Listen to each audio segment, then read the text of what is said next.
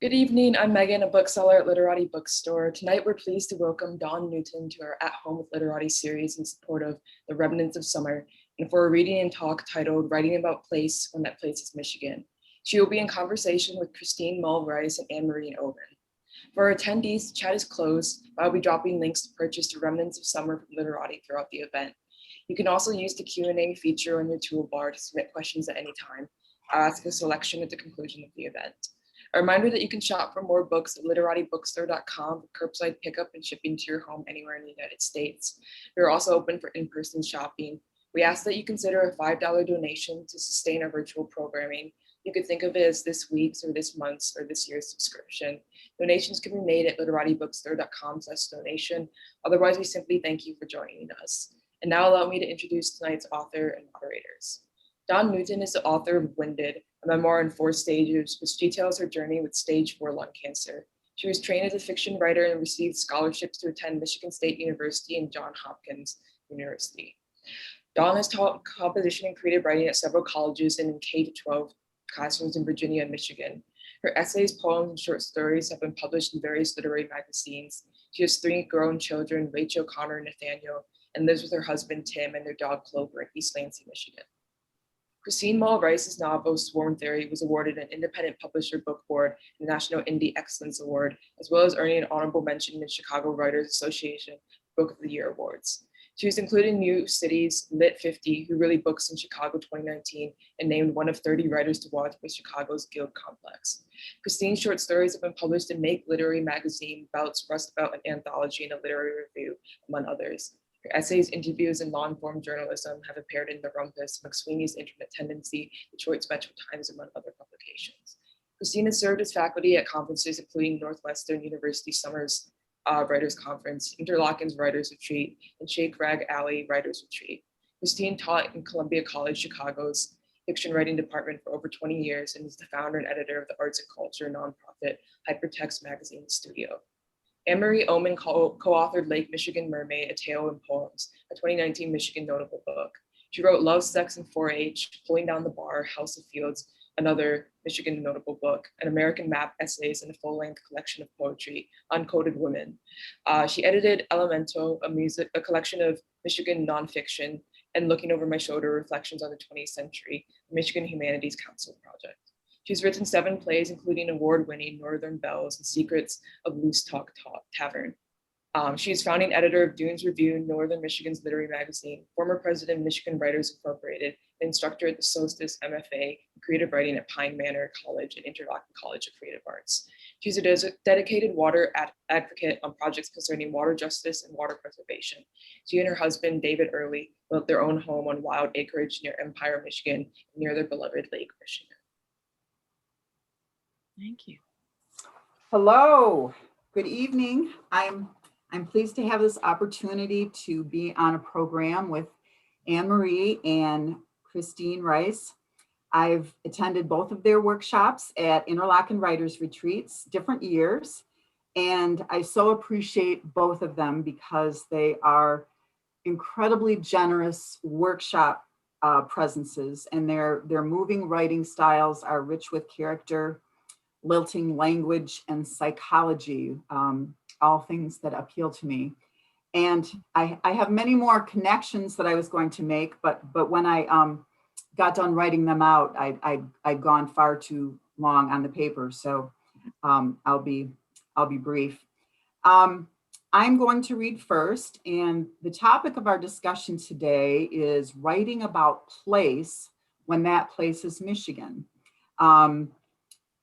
I'm going to read a brief passage from The Remnants of Summer, the novel that I wrote about, mostly about grief, but set in Michigan. So it's pretty pertinent to the summer here now. What you need to know about this section as it begins is that Iris, the main character, is a 14-year-old protagonist, and she's entering the second summer after her 11-year-old brother died. His name was Scott. And in fact, he drowned when she was supposed to be watching him.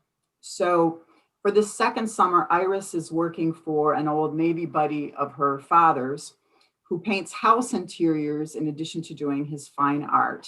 And his name is Sheldon. On this particular day, she's preparing the walls for paint. A close friend of Iris's, Rosemary, is mentioned, and two other teenagers are referred to also, Gail and Alan. And I wanted to focus in this passage, since we were writing about place, on one of the themes of my novel, which relates to class, because the neighborhood is mostly a working class neighborhood. But like most neighborhoods in Oakland County where I grew up, there's a neighborhood beach association, and that's a huge draw for the neighborhood. And even if you lived on a dirt road, several roads in from the lake, meaning you probably didn't have a lot of money in your family, because you lived in the neighborhood, you still had access to that lake. And if you paid the dues, $25 in the summer, you were in, you had summer entertainment. And that meant the beach was a hangout for adolescents and younger kids. And Iris is avoiding the summer, obviously because her brother died the previous summer in the lake. But since she's painting a house that's right on the water, just down the street from her beach, she has to be exposed to it in some ways. And I'll start now. Iris stood in front of the large picture window, which was flanked by smaller windows on each side, looking out at Williams Lake. Sheldon had set up a cleaning task for her before he left for the other painting job he'd lined up.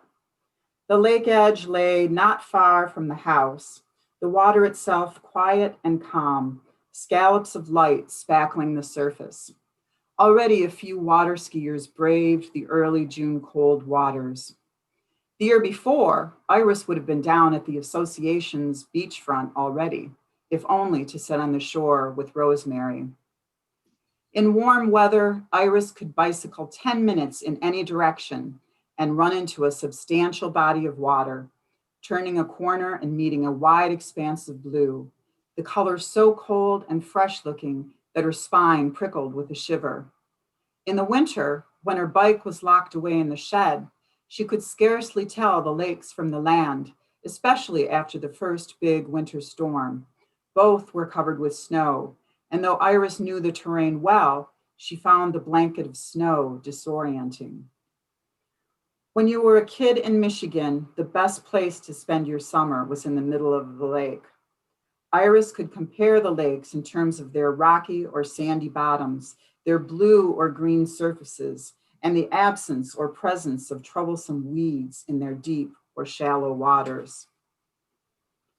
A warm breeze fluttered through the screens of the open side windows. Iris put her gloved hands in the water, saturated the sponge, and started on a new wall. It wasn't hard work, but Sheldon had told her to put some elbow grease into it, not like she was giving some fragile baby a bath. The sponge scratched a faint rhythm as she rubbed it against the old paint on the wall. She gazed up at the water outside just as a speedboat passed by. Seeing the lake still made her stomach lurch, yet she felt its pull as well, the ripples dancing under the slant of the sun, sparkling. That summer before, in the month leading up to Scott's death, Iris and Rosemary had started the beach season in their usual fashion by heading there the day after school let out. The new beach key had glistened on the yarn around Iris's neck, the light catching it as she met up with Rosemary before they wound their way around the block to the beach gate. Now it was June again, and the lake appeared just out the window in front of her, though she was at the other end of Destin Drive from the beach. When she looked down in the bucket after scrubbing two walls, she could still see Rosemary's face, mysterious and smiling, but haunted. On that first day to the beach, there had been a pack of kids from their school congregating by the shore, a few feet down from where the toddler sat.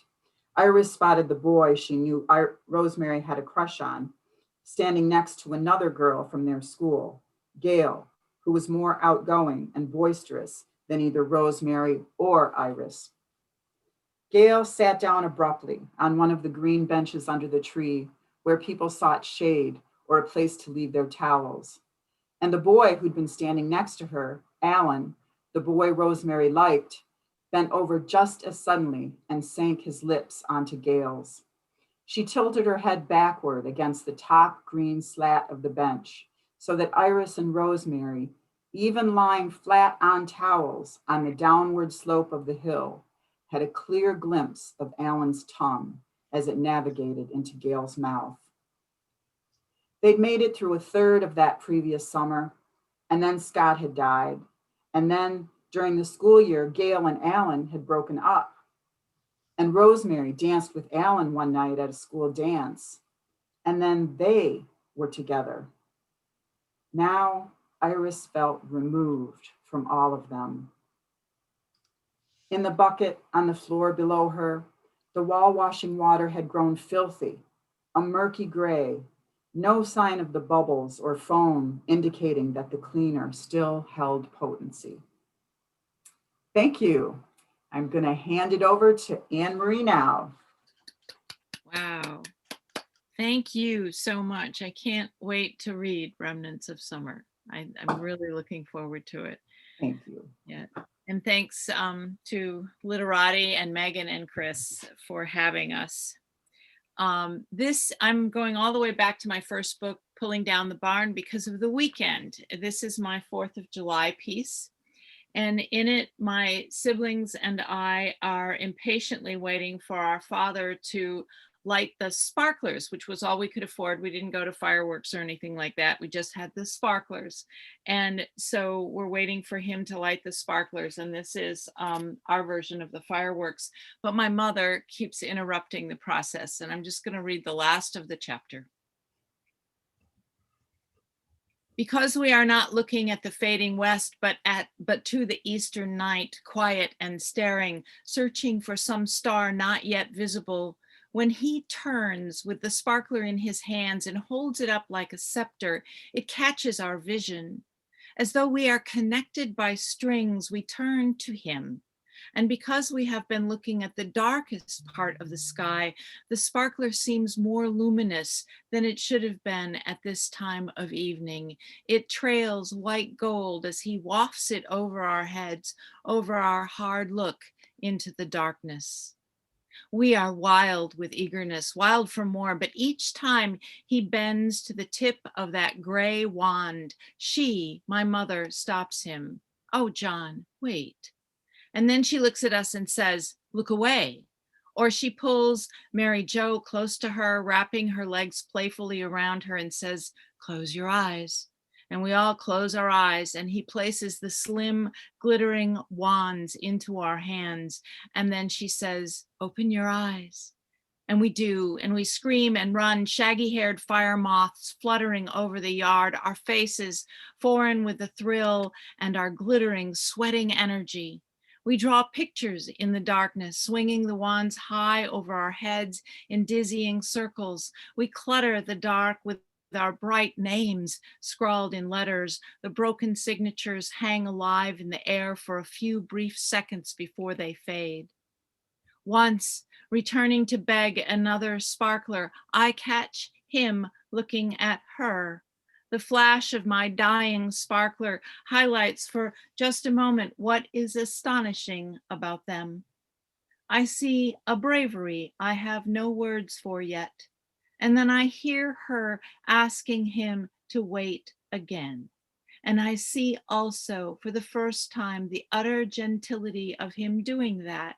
His face toward hers, smiling a little, his hand poised, holding the moment, holding the anticipation of light for just this moment before she permits him to strike another slim, short-lived sparkler. The darkness overtakes them, spitting as the sparkler dies. Light dies on their faces with the image of them poised in the moment of an interruption, burning into my retinas. They stay there, hovering for so long that I have time to get this scene into my head, what it feels like to wait in a moment, to feel the break between things. It is the moment held and radiant, a power which I had missed. I tell you, now I long for her questions, the breathless space before the story begins again, before the sparkler burns down to the inevitable end. Oh, Mama, interrupt again, make time stop, make the teller, the one with the light in his hands, wait for the briefest space, delay the momentum of dark gathering. Let us look at it all before the light returns and binds us once again to the dazzling, forward moving stories. Thank you.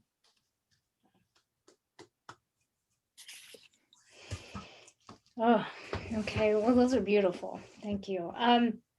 Well, thanks to John and Megan and everyone at Literati, and thanks to Dawn for inviting me to help celebrate her wonderful book. So buy a book or two from Literati. It's absolutely vital to support independent publishers and bookstores, especially now, because they're competing with the big boxes and the online retailers. And so if you're already chock full of summer reading, which I'm sure you're not, but you might be, you can also click that link that Megan mentioned earlier and donate $5 or $10 to Literati. It really does make a huge difference. And the independent bookstores support local writers and local writing, and they're really vital. So I'm going to read a scene from my novel in progress. It's a roman à clef that begins where the opioid crisis and the events leading up to the Flint water crisis merge. It's titled Braided Channels. And this scene takes place in 2008, 6 years before the Flint water crisis, or 6 years before Flint switches over to the source of the Flint River, and 6 years before Cordelia Corey becomes addicted to opioids from a back surgery. But the machinations of kind of what's going to happen have already started to begin at this point. All right.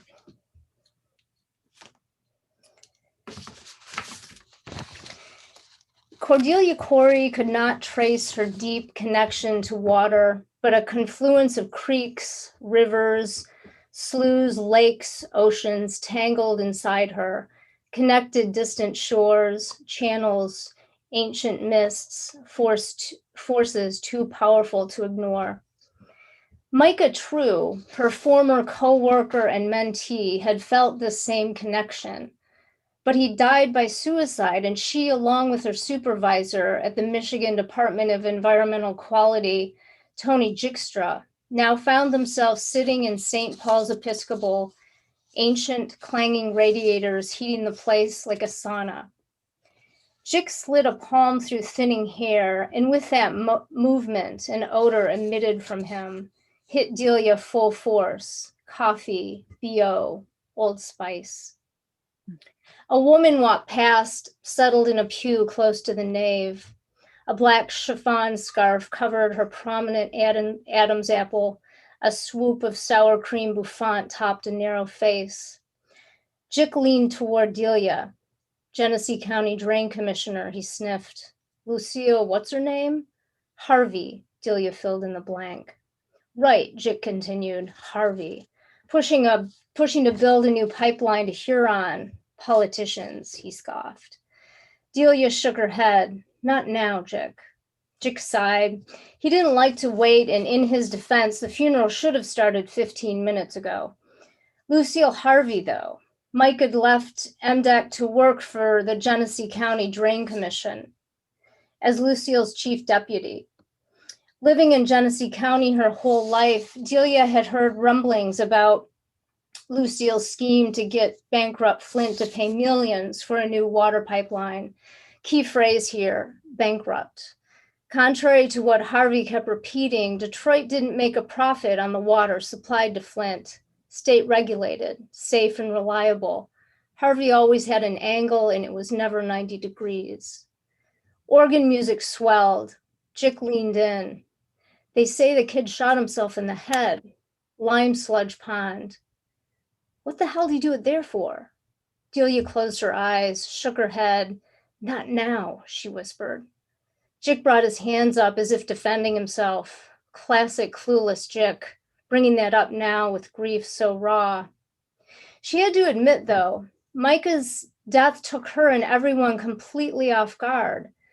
When they'd met for lunch a few weeks before his death, Micah bounding in, his lanky frame moving easily, dimples on point, he'd seemed concerned about something, but his natural joie de vivre overpowered whatever he'd had on his mind, something when she'd prodded he wouldn't divulge. She knew Micah had an innocent crush on her. In her early 50s, she possessed an undeniable appeal. Half Lebanese, half German, half this, half that. Black ringlets with a silver widow's peak framed high cheekbones, skin the color of antique oak. Deep lines etched the skin of the temple, yes, but she'd evolved into a striking woman, like her mother, she thought. But she was nothing like Rose, a woman who'd left them, her father, her older sister, and her, decades ago, never to return. Micah had been convinced he could do more good locally than at the state level. Less red tape, he'd said. But in the past, Lucille had been involved in pay-to-play schemes. You scratch my back, I'll scratch yours. I get you this contract, you donate to my re-election campaign. So damn cliche. Before he'd taken the job, Micah insisted Lucille had changed, said she'd had a come to Jesus moment, had the best interest of the county's residents in mind. Delia never liked the sound of that, come to Jesus moment.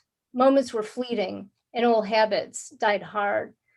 At the front of the church, she spotted Micah's parents, sturdy farmers, sitting a foot apart, alienated by the weight of their grief. Their only son, dead. She too had one son, and the center of her and her husband's shared universe. Her entire being ached for Mrs. True. She wanted to run to the front of the church, wrap herself around her, as if, no running, her latest back surgery to repair a fractured vertebrae from a car accident when she was a teen, guaranteed that. Sure, the surgeon prescribed OxyContin dulled the pain, allowed her to keep working as a water quality analyst for the state, a job she loved, had loved, would continue to love, she thought, until they wrenched the waiters off her cold, dead legs. Thank God, she thought, for the oxys, those small miracles of science. All right, so as we were getting ready for this, we came up with a few questions, but the first one is something that we've been thinking about collectively for a long time, maybe over, between the three of us, probably 60 years. Let's be, let's not say 150 years. Let's just say 50 or 60 years. But anyway, why does Michigan as a place continue to hold our collective imaginations across genres? So who wants to start with that? Dawn? Anne-Marie? Well, Go ahead, Dawn. I was just going to say that there are so many things for me that come to mind in terms of the creation of this state, in terms of the glaciers and where the state is located, being surrounded by bodies of water, which makes it really unique in a lot of ways. But I think that uniqueness we keep on finding.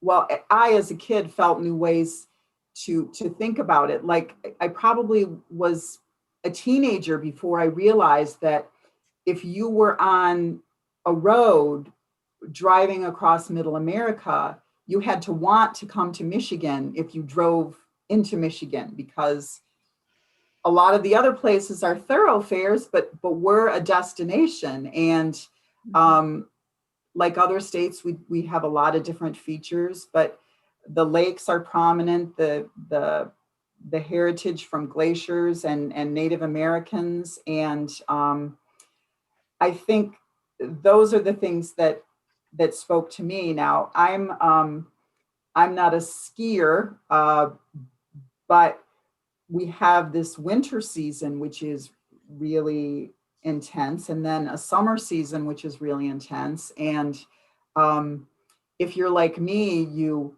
live for the warm weather. So 6 months of the year, you hibernate, and then you get a little bit of beauty. But there's a lot of diversity in Michigan, and there's just something about it. When I first went to the East Coast, I felt very naive, very young, very slow when I felt like the people on the East Coast. It was Maryland, so it was, southeast coast.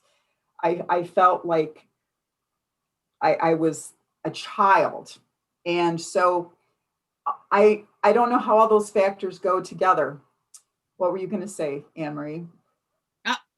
Okay. I think what you're getting at, though, is beautiful, because it's about the complexity of Michigan. I mean, I think that's one of the reasons why it's such a rich subject, is because it's complicated. I think and we also have a peculiar psyche in terms of that complexity. We're north, we're considered north. We're as far north as you can, if you consider the Upper Peninsula, just about as far north as you can go without a passport. We're surrounded by water, which has given us this pseudo sense of isolation. What you talked about, the destination, absolutely. And we also, I think, much of the culture, even in our urban areas, has kind of adopted this idea of survival, that we're survivors because of this winter, and how it's not cold anymore, but we have a tradition of the coldest winters, or cold winters, in part because we are surrounded by water. So all of that, plus the fact that we have these really diverse cultures. You have the Upper Peninsula with its sort of renegade, ruined wilderness, and then you have urban Detroit, Flint, in some ways the ruined wilderness again, but in an entirely different way. All of that ends up blending and blurring and making it an incredibly rich place in a way that not all states have. And I think that complexity that you're getting at is what attracts us to writing about Michigan, and what gives Michigan's literature a lot of vitality, immense diversity, breadth. You go from Naomi Magid Long's pieces to Jim Harrison, and all of that expresses a wide range of thinking and experience. And so I think that's part of what's happening that attracts us to the subject. I don't know, Chris, you must have input on that too. Yeah, I mean, not as eloquent. I'm not as eloquent as both of you, but basically, I mean, that I love that idea of the complexity of kind of the environment that you're both talking about, and then sort of that image of having to go up into Michigan as opposed to just sort of this thoroughfare that you just happen upon. I mean, you have to make that decision, and so, and another thing I've been thinking about, well, a couple things, is this, that we've all been writing about water lately. Anne Marie, not in this magical piece that she just read, but in other pieces, and as almost like as a focal point, or as a entity that lives and breathes on its own, which in Dawn's book, it has this, it's a character in and of itself. And the lakes surrounding Michigan, are these, amazing places, some that have been just, abused and used, and some that are coming back, and some that really are going to take years to come back. So yeah, I mean, the sense of water for me is really important in this novel that I'm writing now, but it has always been important and drawn me just as as a human. I I grew up in Flint and then moved to Chicago, and just being able to see the lake to me and being able to see the water just makes all the difference, because we didn't have a cottage or anywhere. We would go to friends' cottages and places, but we didn't have our own. And so it was always this incredible thing to me to be on the lake or in the water. And yeah, and so I think, yeah. And so now, all of the research that I did with braided channels, and about the water crisis, everything leading up to the water crisis, not after the water crisis. And again, it's fictional, but it's based on reality, very much based on reality. Unless you're one of the characters who's going to sue me, then it's completely fictional. But there are a lot of bad actors. There's a lot you can do with water in Michigan, and just like in California, there's a lot of money to be made, and there's a lot then of bad actors who come in and make things hard for people. But yeah, I have more. I'm going to stop there and let you guys comment on that one. But I really appreciate what you're saying about the also the range of characters that we both invent, but we invent them based on experience, because we've had great leaders and poor leaders, we've had great mayors and poor mayors, we've had corruption, and we've had some incredibly brave leadership in terms of what's now happening with water reclamation. And so all of that plays into that, I think, that sense of richness that we draw on when we're thinking about writing here. I think probably that's universal, but when you embed it in this landscape, it becomes more interesting. Mm-hmm. I also wanted to respond to something both you and Dawn addressed in this idea of landscape shapes an inner psyche too.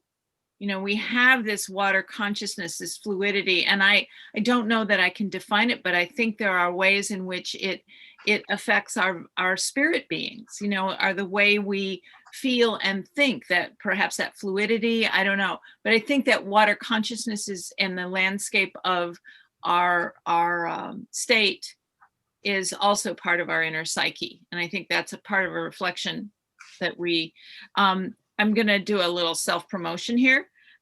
Elemental is the anthology of nonfiction from Michigan, and it has a lot of place-based essays in it for people who are interested in Michigan place. So let's just do that little pitch.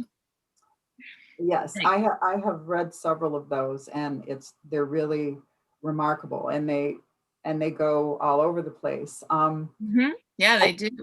I think it's interesting too, where you hear from people who are all Michiganders, and they talk about where they go for vacation. And when I was growing up, we went to a lot of places in Michigan, but we were usually on the east side of the state. So mm-hmm. St. Clair, Lake St. Clair, Lake Huron. We did so much on that. Now, we visited the other parts, but that was where we clung. And then when I met my husband and later married him, he was from Lansing proper, but his family had a cottage on Lake Michigan. So my life with my sisters and my parents was Eastwater. My life with my husband and my children, and my sisters came along too sometimes, was West Side. And I never got into the discussion of exactly how different Lake Michigan was from Lake Huron. I think at one point I heard more rocks in one, and then the next time somebody talked about it, they said the opposite thing. There were more rocks in the other. But I think having that experience and visiting towns, there are similarities, but there are also differences. And I had the fortune to experience both. And that was really powerful. And I think the inner lakes have their own neighborhood community feel. The outer lakes are open to everyone, but then when you think about people's ethnicities and the fact that there are parts of Michigan that are Polish, more Polish than other parts of Michigan. And I'm not going to say this right, but I was reading your book, and your grandmother was she Swedish? Oomen? My grandmother was Belgian and Flemish, and Flemish, yes. and my grandfather on my father's side, they were from Holland. Yeah, and I just did ancestry.com, and I have some Norwegian. Where did that come from? You know? Well, and I think I grew up in the Lutheran Church, and there's a lot of people from Sweden, Denmark, the Netherlands, and so. But my husband's family's Irish, so there are all these Irish stories about settlements in various parts of the state that include the Irish. So I think the wide range of immigrant pockets that you're talking about has also lent to that complexity. I mean, that incredible diversity. And I know, in the Detroit area, there are huge Arabic communities, there's Hmong communities. I didn't say that quite right, but you get the picture. There's neighborhoods and that small town mentality, even in our big urban cities. And I think that's another thing we draw on.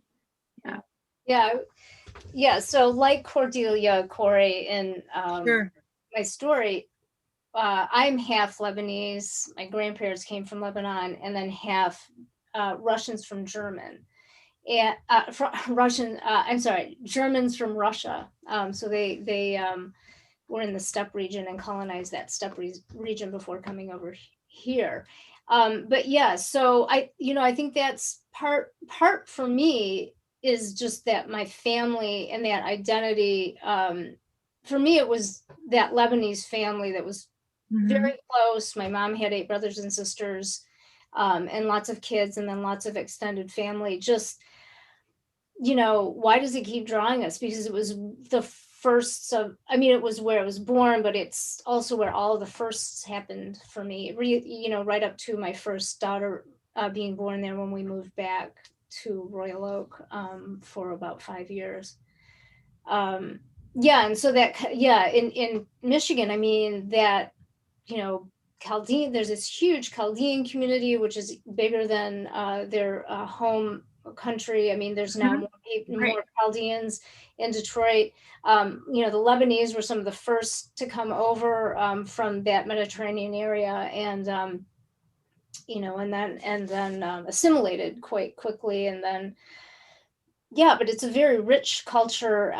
Even though we assimilated quickly, I mean, we just have a lot of things that to me are, important. Yeah. Yeah.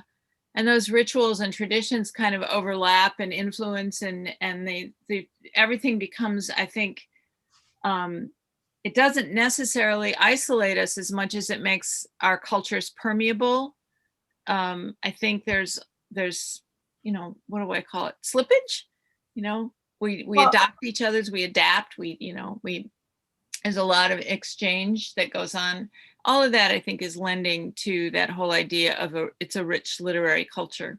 Plus, we have some amazing writers, that have captured the place and that inner spirit, that inner psyche, I think, of that strange mix of a kind of, I remember, this is a little tangent, being in a panel conference with Carolyn Forshey, the poet, and she said, Michigan is the Texas of the North. And I went, what? And awesome. But then she said, she went on, well, you have this kind of mystique about survival. You have a sort of rugged individualism that wants to run through it. And yet you are surrounded by water. You have this immense resource that has provided you with a certain amount of wealth and security. And I thought, well, if you look at it that way, maybe there's something to that. And I think that has lent, that whole mystique has lent itself, given our writers lots to say. And I really appreciate that you're writing about Flint, and that, Dawn, that you're writing about water. Both of those things are interacting. Yeah. Well, I wanted to say too that one of the things that I have thought about a lot as a writer, and it came from my childhood, is I grew up in a white suburb of a suburb of Detroit. That's the way we always described it. So our nearest town was Pontiac, and Pontiac had people of color in it. I grew up in a white neighborhood. There were a few people of color, but there were no Black people. And that was something, once I started to fall in love with Motown music, that I really didn't understand.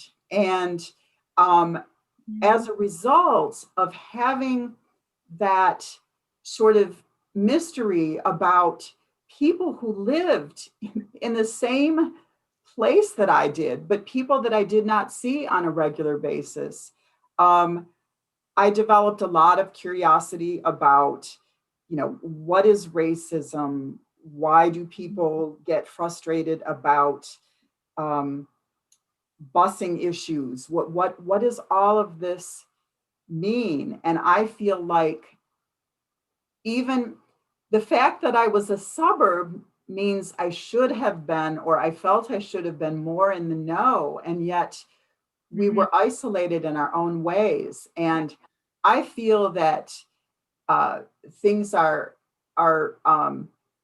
improving in that regard. At least my knowledge is better, but I'm glad, Chris, that you're writing about Flint, because Flint was one of those communities just down the road from me. So one of the interesting connections between Chris and I is that when I read her book during a Christmas vacation a couple years ago, I just nearly collapsed on the floor because she mentioned in her book this place I had gone as a child, the Hoopie Bowl on Dixie Highway, which would have been, a little ways up the road from me, probably a little ways down the road from her. And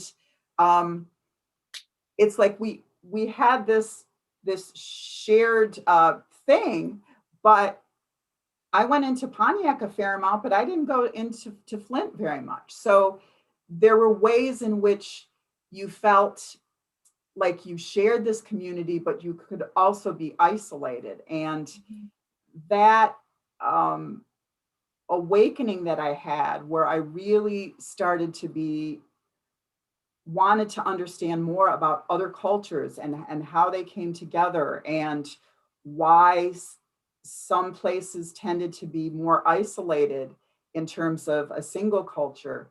Those are things that make Michigan a powerful place, and just extremely diverse. Yeah. Yeah. Oh, so I think maybe I wanted to look at a couple questions. Oh, okay. Someone asked, are you familiar with Holland, Michigan's Tulip Festival? And another person asked, have you written about places where you haven't lived, and how does that feel? Oh, cool. Yeah, I am familiar with Holland, and but I haven't been to that Tulip Festival in years. But from what I recall, it was just beautiful and it was amazing. I have been back to Holland, and yeah, I don't know. Yeah, I think that's another, you're Right. It's a beautiful experience. It's a great community experience, and it's a great identity experience, I think, for the community to pull together. And that's just one example. I mean, there's all kinds of examples of local festivals. Oceana County, where I grew up, it was the Michigan Asparagus Festival, the National Asparagus Festival is there. And there are all these the Traverse City's Cherry Festival.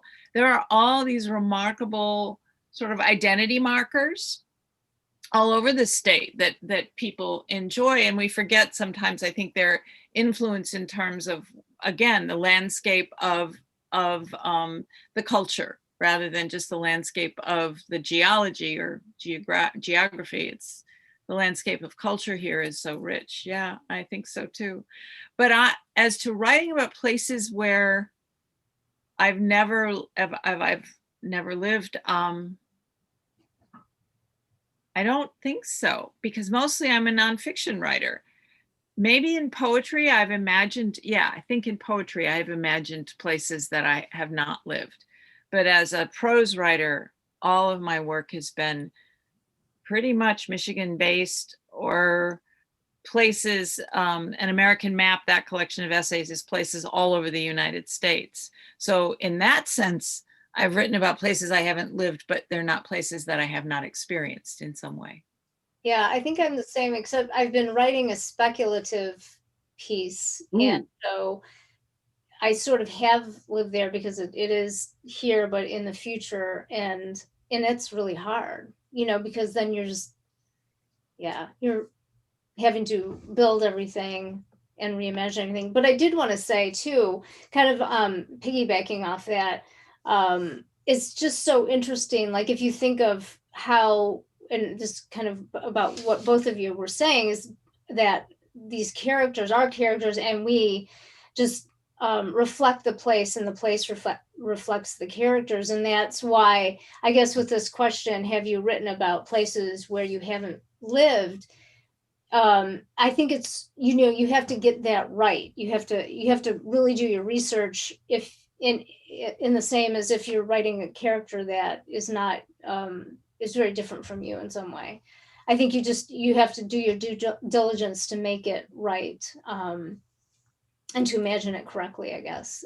Yeah, and there's always a connection between, if a person has to be of a place, you have to know both, I guess. You have to know the character, but then you also have to know the place. I think that's really important in terms of the writing. Yeah, that's really. I have a partial novel that I started some time ago, and I'm not sure that I'm going to finish it. But my mother had an interesting experience where she went to Germany when she was very young as a civilian for people from Selfridge Air Force Base, which was in Mount Clemens.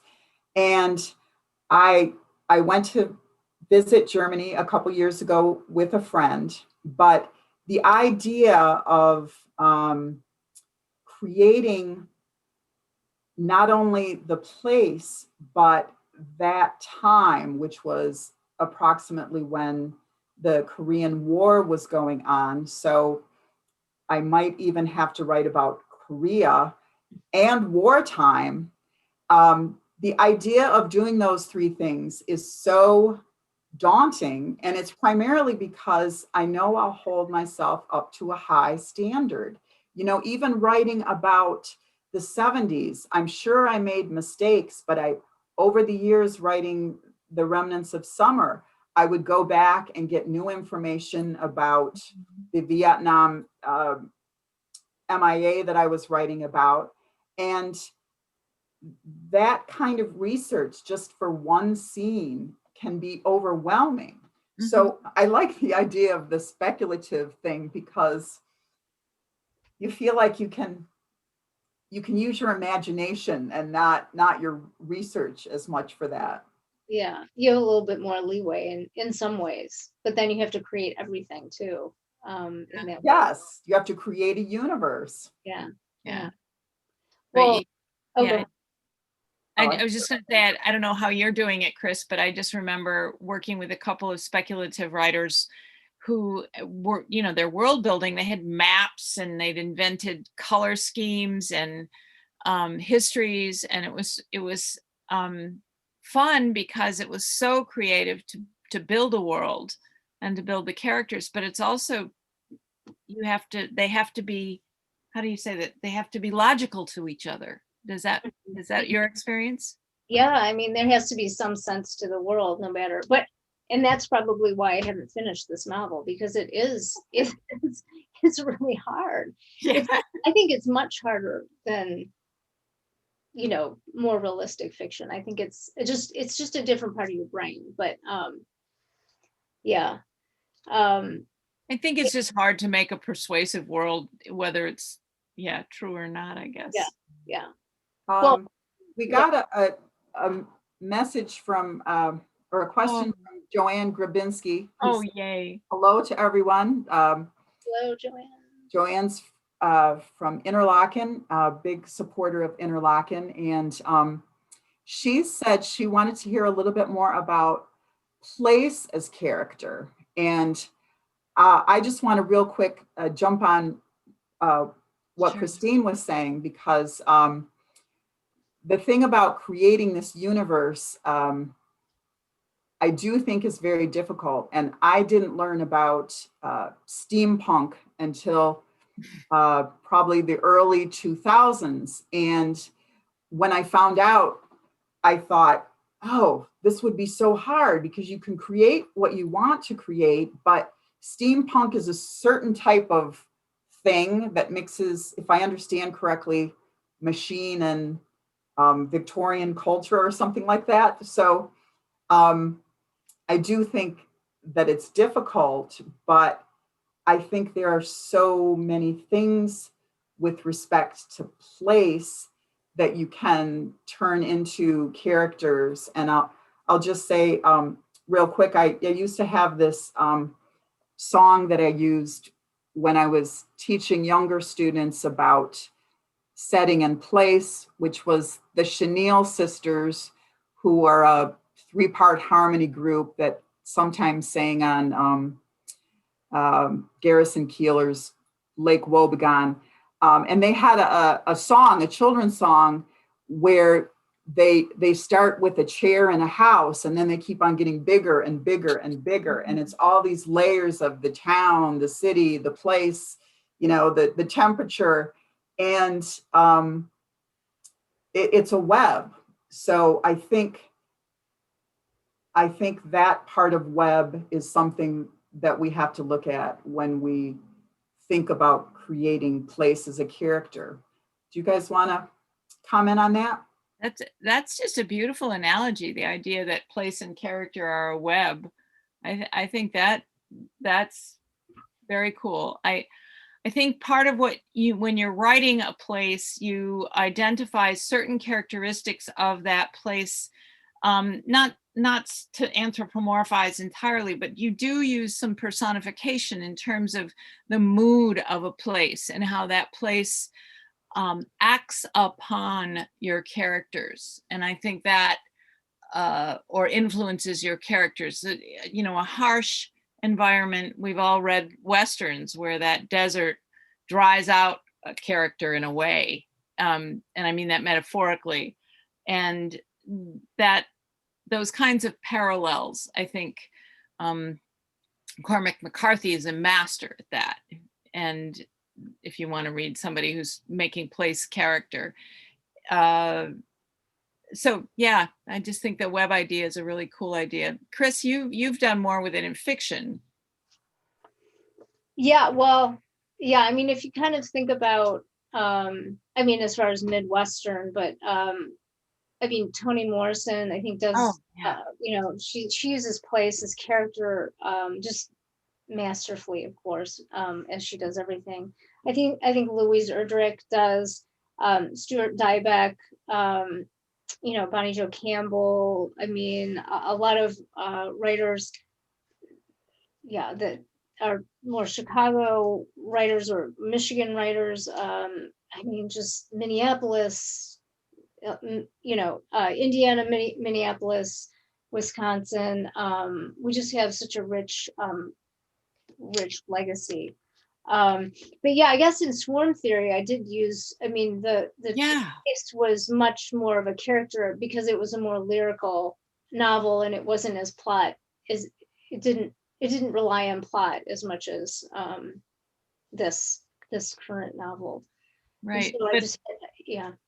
But I remember reading the quarry scene in Swarm Theory and thinking how that was supporting those characters, how that place was supporting those characters, you know, Well, the fluidity. Yeah. Yeah. Well, that's interesting because that place really was from up north, but I set it in the, Right. in mid-Michigan because there weren't really many like cliffs or places to jump off, but I'm sure that there were around Detroit or around mid-Michigan that I just didn't know about. But I sort of took it from up north and plopped it, like I was thinking of Lake Fenton is where it was happening. Yeah. There's Wow. no yeah in Lake Fenton, so you can play around with that. Yeah. Yeah, sorry to interrupt, but it looks like we've reached the top of the hour. Dawn Newton, Christine Maul Rice, and Anne-Marie Oomen, thank you for joining us on At Home with Literati tonight. And thanks to our viewers as well. Make sure to buy the book. The link is in the chat. Take care, everyone. Thank you. Thank Thank you you so so much. much. Thank you.